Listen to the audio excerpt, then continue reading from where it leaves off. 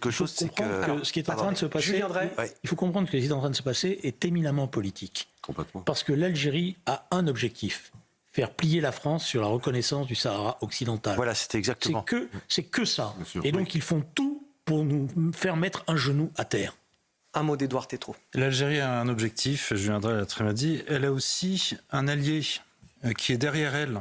De la même façon que Rima Hassan a un employeur, l'employeur, il a un financier, il a un formateur, il a un souteneur, le même qui est derrière l'Iran, qui est derrière le Hamas, qui est derrière...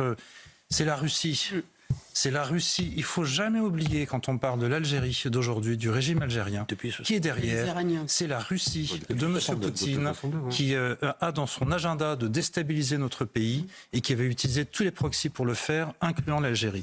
Donc quand on a l'Algérie en face de nous, il faut savoir qu'il y a le Kremlin derrière et ne jamais l'oublier. Et ça avait commencé avant Poutine, puisque déjà l'URSS, dès 1962, l'URSS était déjà en position pour utiliser l'Algérie pour déstabiliser la France. Le FLN, c'est la Russie. Alors, simplement, je veux dire que la